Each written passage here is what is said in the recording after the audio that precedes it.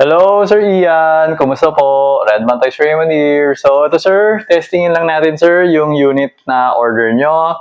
The Umarex HK416D Full Metal License Airsoft Gas Blowback Rifle. Munti ko na sabihin pistol. Okay.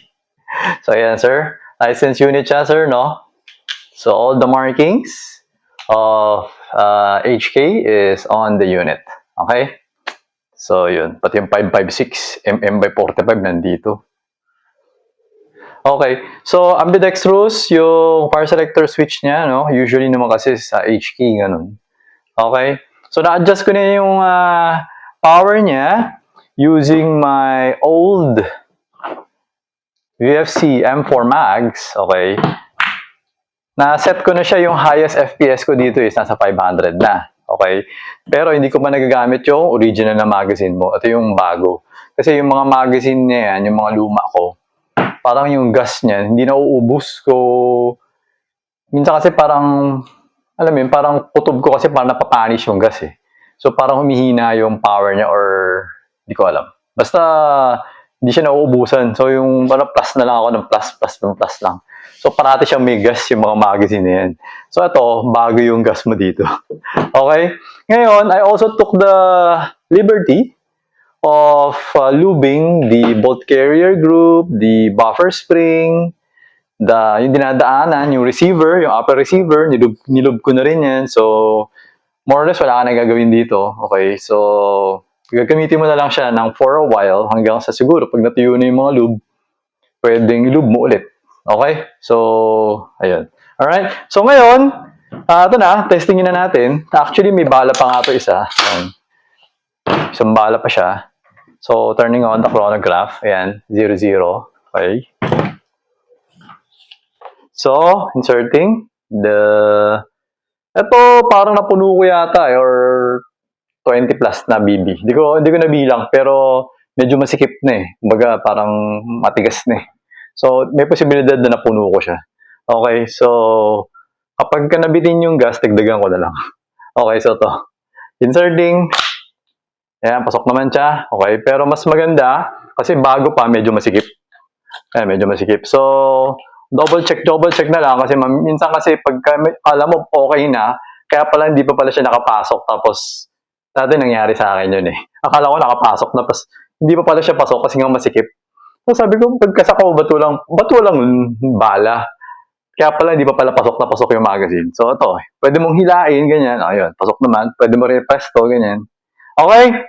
So, may bala pa siya. So, nakasako na siya. So, ipuputok ko na lang siya. Okay, so ito. First shot, no? For your original magazine. Okay, so, tama nga ako. So, yan yung FPS niya. 525.3. Okay? So, ito. Second shot.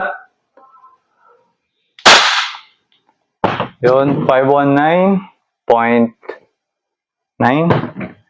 Okay. Third shot.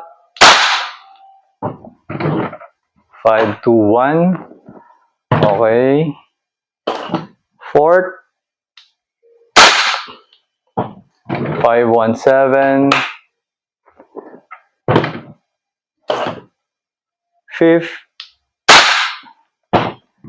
514. Okay. 6. 512. Yun na ba to? 6 na. Okay na. Okay na siguro to, no? For our FPS test, no? So ngayon, magte-test naman tayo ng semi-auto. Full auto. Burst mode naman. So, wait. Yan. So, wait. Busin natin yung bala. Ayan, may bala pa siya, no? So, obviously, kasi madami nga. So, switching to the full auto. Okay, so burst mode. Okay. Burst mode ulit. Actually, hindi ko alam kung ano eh. Kung ilang burst mode magagawa natin dito eh. Ay, wala na. Naubos na. Ayan. So, nag-open bolt na siya. Okay? So, lamig ng magazine. Lamig. Okay, so removing the magazine. Yan, anong bala. Okay, so hilahin ko siya. Pwede na naman ganun. Pwede mo rin naman, hindi siya ambidextrous. Okay, so dito lang sa side na yon. Pero hilahin mo na lang siguro. Bitawan mo na lang. Okay. Pero kayo, bala kayo kung ano gusto nyo. Basta sa akin, syempre, testing lang ako. So, kailangan ganito gawin ko para hindi mag-wear out sa akin yung unit. Okay? So, ayun. So, babalik ko na siya sa semi, tapos hammer down. Okay? So, ayun sir. Okay na tong unit nyo. So, I'm going to pack it na para madala ko na siya sa courier tomorrow. Okay? So, ayun sir. Thank you for your order. Until next transaction po, always remember to stay safe, stay great, be good, and be thankful always. God bless po sir. Bye-bye.